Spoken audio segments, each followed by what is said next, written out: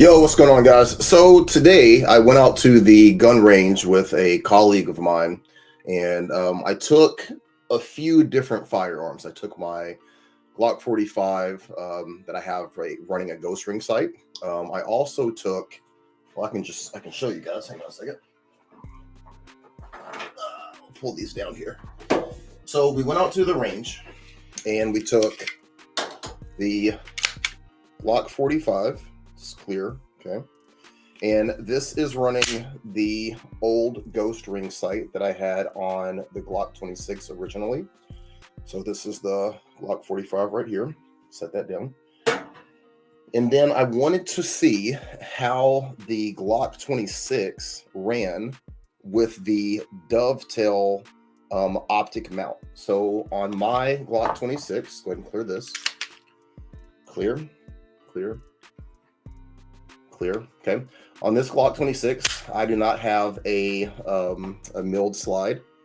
So what I did is I used what's called a dovetail mount. So it goes where your rear sight would normally be, and you push it on. There's a mount for that.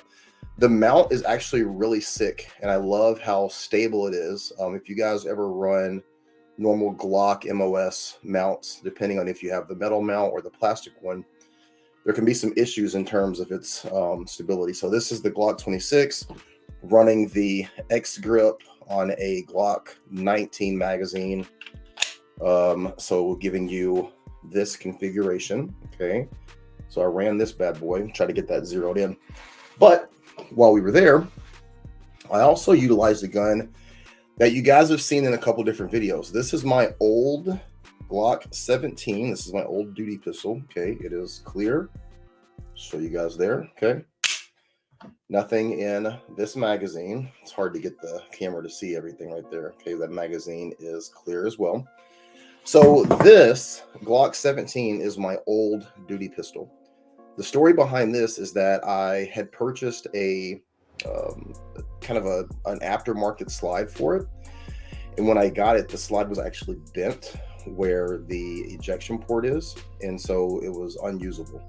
So I ended up purchasing this second aftermarket slide, and it came milled for a red dot, and it came with suppressor height sights on the front and the back, and I really like this gun. Okay, now this gun was paired with a Glock 17 magazine, but I utilized a extender base plate that I got from Glock store. This is made of brass.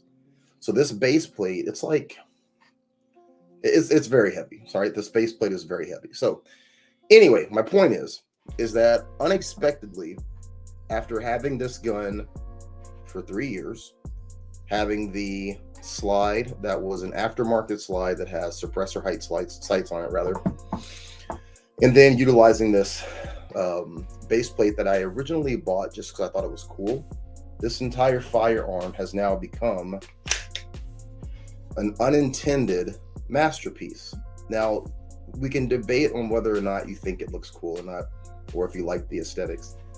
The point is this: having this gun for going on 4 years, the trigger is completely broken in. Now, you guys know with Glock triggers, you either get a really good trigger or you get a horrible trigger. But if you shoot enough rounds through it, generally the trigger will become better either way. This was a really good trigger out of the box. And then I've put thousands of rounds through this firearm in the past couple of years. This trigger is absolutely butter smooth. It feels like a Canic trigger. It's such a good trigger. So when I'm shooting it today, after taking off the red dot, it dawned on me that I'm picking up the sights so quick, and I'm asking you guys, why is that? I reached out to a firearm instructor today and I said, listen, I'm utilizing this firearm that I have that has suppressor height sights, but I've taken the red dot off and I'm picking up the sights so quick. I was drilling tacks with this thing today. Also, with the fact that it's a Glock 17 having the longer slide and then having this weighted base plate and the light on the front, everything is perfectly balanced. This thing just shot so flat. It ran fast, it ran smooth, it ran flat. And so now it's like I'm bringing this to you guys because A lot of times you purchase things to try and get a certain result. You buy a light, you buy, a magazine extension, you might change your slide, change your optics, change your sights. The goal is to get something out of it.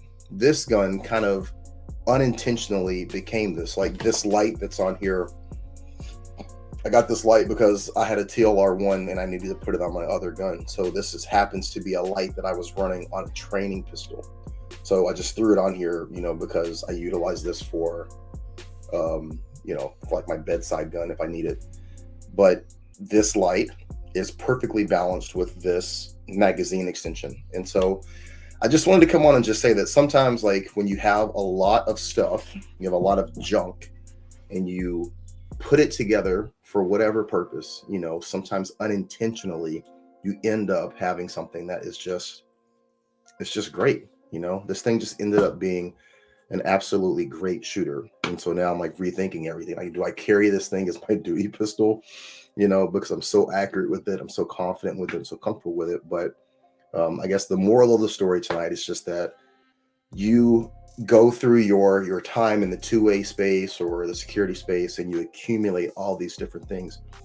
Don't throw things away. Don't get rid of things. If you have the space for it, keep it, because sometimes when you hodgepodge things together, it tends to turn out even better than all the stuff that you set out that you think is going to be great and it's going to be beneficial. So this gun, phenomenal. I do want you guys, if you can, in the comments, why is it that the suppressor height sights on this Glock 17 minus the optic, why am I able to pick up those sights so much faster than I am on regular height sights or running a red dot?